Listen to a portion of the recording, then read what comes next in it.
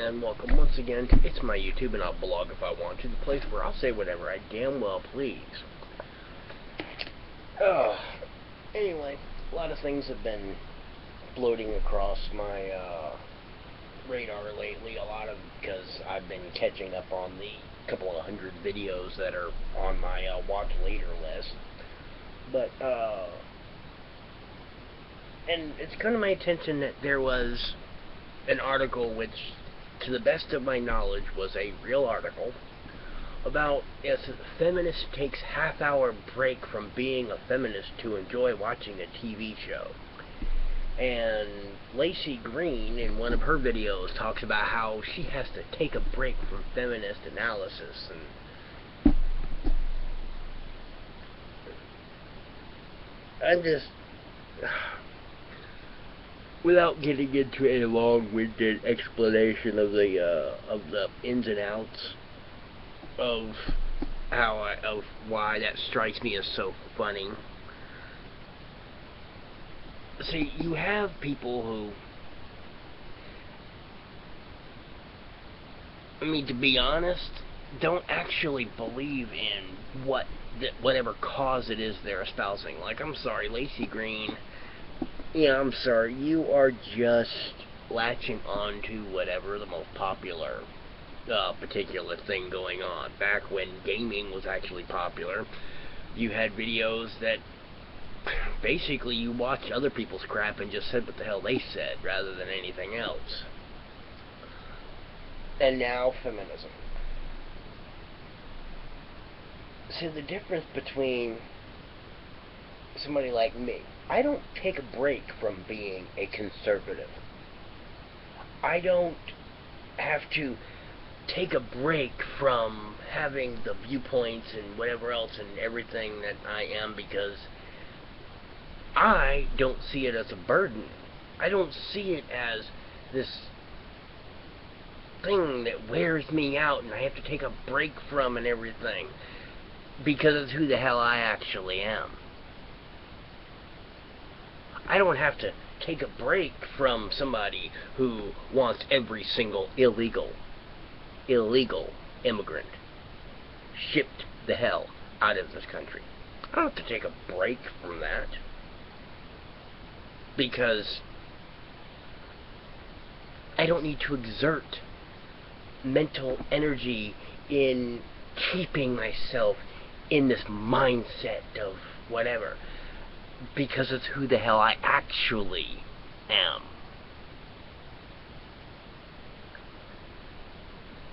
Too many people want to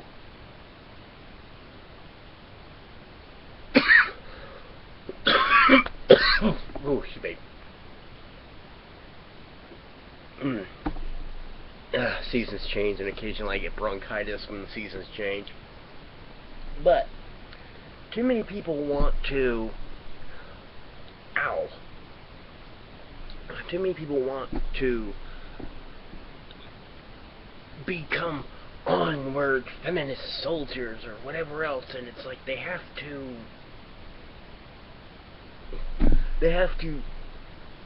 exert effort to be that thing. You know, they have to be fighting a good fight to the point where I need to take a break for a half hour so I can watch a TV show. While I'm playing my video games, while I'm watching TV, whatever else, I'm still who the hell I am. I don't have to take a break from it. And I know that there are people who are going to sit there and say, oh, it's because you're a cis white man and you're privileged, whatever. Bullshit. All of that privilege fucking nonsense. There was a woman who was on video sneaking up behind a police officer in the station with a knife in her hand and attempted to cut his fucking throat on fucking video.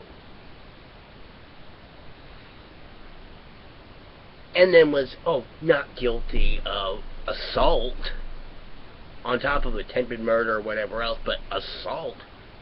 The fucker had a cut on his jugular vein. She, by definition, assaulted him. But yet was not guilty. If a man were to have done that, he would have probably never seen the fucking light of day again. And then, yeah, probably a black man doing it in a thing probably would not have lived to see trial. So you're talking about motherfucking privilege. How about the fact that if a female teacher, as has happened repeatedly, fucks a 13-year-old student, she might get 6 months probation out of the deal. A male teacher fucks a 13-year-old student, he's doing a minimum 10, 20 years in prison. So you want to talk about fucking privilege? Fuck. All that privilege bullshit pisses me off. People sit there and talk about, oh, well, you shouldn't say this because it may offend me or whatever. Me personally, I support gay rights, whatever else. A lot of my friends are gay and everything else, so, and people, oh, well, he's using it, well, my friends or whatever. Fuck you. I got gay friends. Big fucking deal. Okay? But there are people out there who are offended by homosexuals. But yet, while you're sitting there with your little fluffy bunny, special, so fucking snowflake thing, talking about how, oh, well, they shouldn't be because it offends me. It's offensive. Well, what about, but then you sit there and say the same people who are as much and probably legitimately offended by something, well, no, you don't have the right to not do that because of whatever else. So, motherfuckers, if somebody who is offended by something you support does not have the right or the luxury of being protected from that offense, then why the fuck do you? There's various things that have been on my mind lately and all. In any event, actually, I said I was going to get off of the ranting and everything, but then I made the mistake of watching Sargon of Akkad, who, by the way, I love his freaking videos, who had the stuff about Lacey Green, and oh my god, this bitch pisses me off. She's sitting there and talking about, oh, sexism, patriarchy, whatever else. Hey, and don't worry, babes. It's like, hold on a second. You're talking about sexism, you're talking about patriarchy and whatever else, but then you're going to use the terms which are bandied about by these people.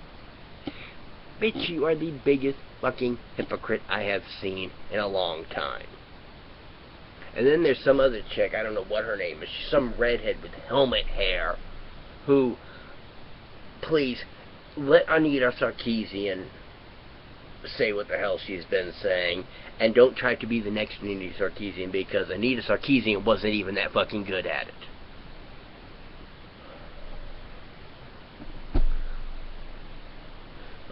Anyway, enough of the ranting and everything, because the whole point of this channel and my videos and everything was to actually focus on the things that I'm doing, you know, for my various projects and such. Which brings me to this collection of little folders. Let's see, we have, the faceplate, the mouth part, dome, let's see, the crest, and then the right and left catfish whiskers.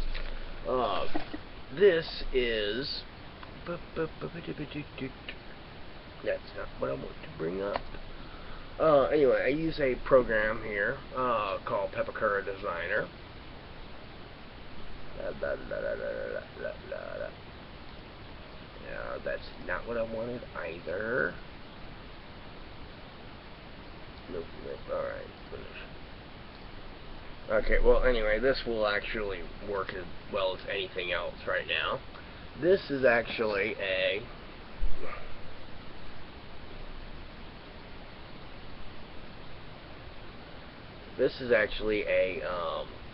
it's a predator biomask that I found, specifically the Stalker, if I remember correctly. Well, in this thing, it's one of the variants that I found. It actually has these two pieces that come off of the mouth, And what I've done is I've actually sectioned out the mouth section itself, which I'm going to be removing, and then I'm going to actually be putting a Darth Vader mask in there, and then moving the two pieces that were there back into the sides. And then in here actually was originally the slope top that you see on any of the Predator biomasks. What I've done is originally I was actually going to use a Boba Fett type helmet. It's actually called Mandalorian, is the style that Boba Fett's armor was, because of I mean, hell, look up the Mandalorian stuff from Star Wars and everything, but basically it's like either a company or a race that creates the battle armor that Boba Fett used. They actually have an armor manufacturer. I guess they make body armor for bounty hunters and stuff like that. I didn't really actually get that much into extended universe stuff from Star Wars. Well, I was going to use a simplified Boba Fett style helmet, because the Predator biomask is just a face and top. It doesn't have a side to back on it. And because I really don't feel like doing a full Predator build, which would have other stuff that would actually allow the helmet, the biomask and everything to sit on well, what I'm doing is I'm actually building another helmet that will be able to be a standalone helmet, but will also be able to mount and align the biomask. And originally I was going to use a simplified Mandalorian helmet, and the way that the 3D models intersected when I actually got everything lined up and just to make sure, okay, this is what's going to go here, and okay, am I going to have to worry about whatever modifications and all? If you've ever done 3D modeling, then you already know a lot of the concerns that I'm dealing with. Well, it just so happened that the way the models intersected, because the Predator helmet had a more flatter slope top, where the Mandalorian helmet had more of a rounder dome, which with a 3D model you can actually intersect two objects in the same space, in a way that obviously you can't do physically, and I noticed that I kind of liked the way that the dome, formed on top of the Predator mask, which also gave it this like reverse widow's peak kind of thing going on. And so once I actually get that assembled and get into the paintwork, I'll be able to do like red around, and then I haven't decided on a few things, but I'll be able to use that as an accent piece. I may later on actually go and cut a channel around the boundary that got formed there and actually lay in some LED string light. I'm still thinking about specific details for this. But I was going to use the Mandalorian helmet and decided I'm actually kind of really liking the Magneto helmet, specifically the one I have. It's supposed to be the one from X-Men First Class. And I have to actually take a look at it. There's really not much of a difference between the various Magneto helmets. I think one may have been a bit more flatter and less little flare pieces on certain details or whatever. The basic form of the helmet has always been the open face kind of, I guess Roman style helmet. May have been Greek, I'm not sure, but it was that same basic Hellenic style helmet. Usually with an accent detailing around or whatever, but the basic structure has been the same. It's been the major difference between the various Magneto helmets has always been basically color and then specific detailing. But I actually kind of like this one. I'm probably not going to add the accenting detailing around the edge, because really all I need is a good solid helmet base. And then I may do a few other things with that. But it just so happens that the default size that was in the Magneto helmet actually fits my head, as well as it just so happens where the sides are just happens to match up to the inside of the biomask. So it gives me a little bit better of a fit, but it does make it a little bit harder for me to try to work out any sort of hinge system. So rather than having to just put the thing on and pull it off and then have it attached with magnets just to keep it on, I want to be able to actually have it rotate up or to kind of do the Iron Man opening. So I've got a few things I've got to work out with that. I did decide I am still going to use the Heartbreaker chest plate variant from Iron Man, but rather than use the Hulkbuster back, I actually really looked at how if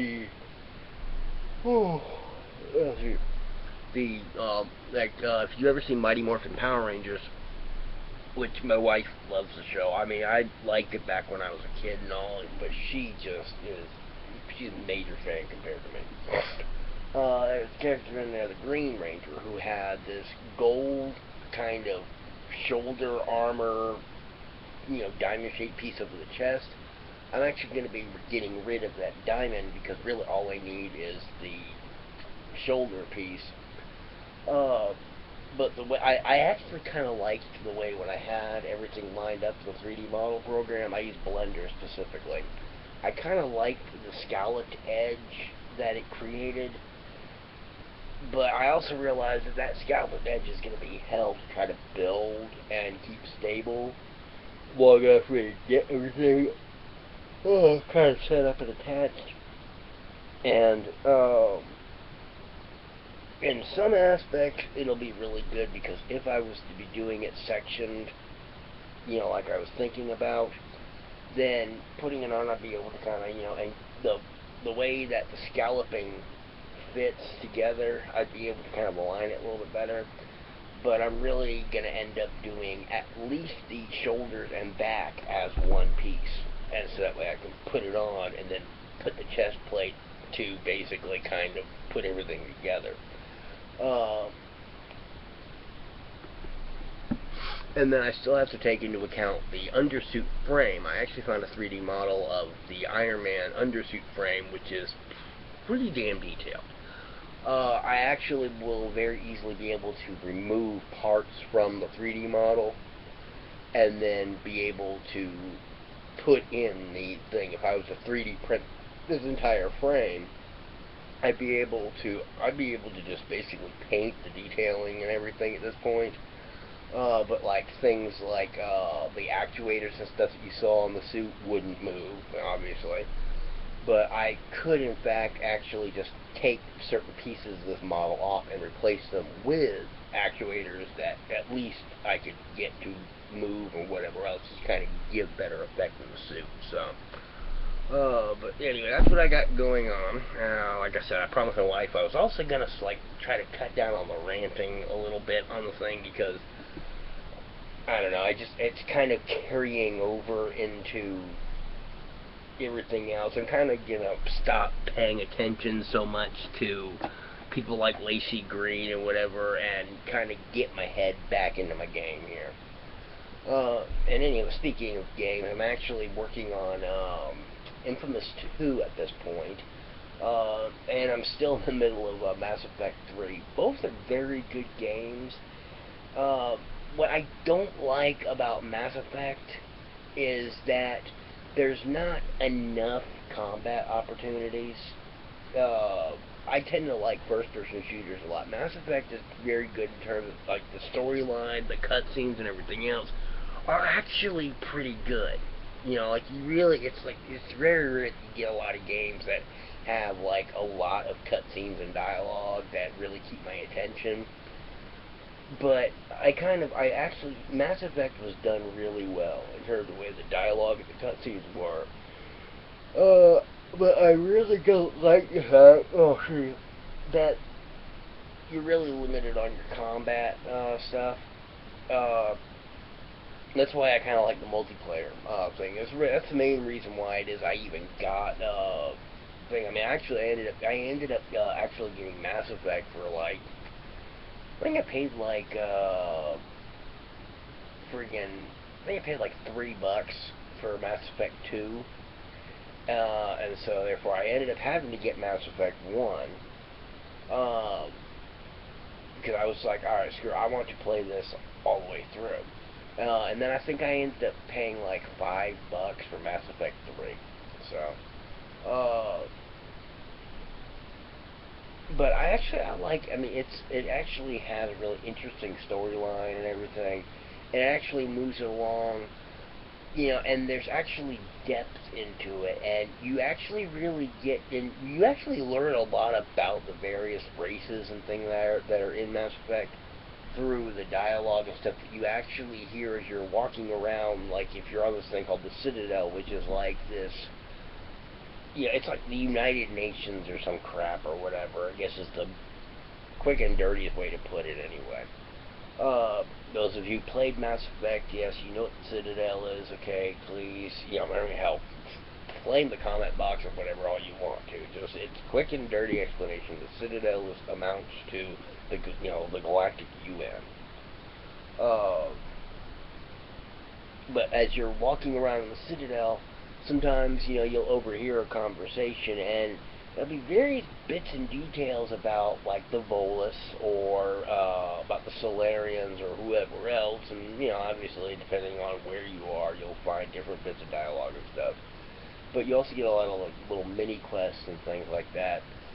Well, what interested me is that there's, like, this, in Mass Effect 2, one of the side quests, you have to go and you have to find this book that the Volus, need for, because it's like a holy book or some crap like that, or whatever, I can't remember right off. But if you actually go into the Codex, which is kind of like the in-game encyclopedia of various different things, and you actually look at, they really did some good work in actually developing this entire world and all. And it's kind of like, the way they did the Codex is like what you as an Alliance soldier would actually have for your immediate on-call information.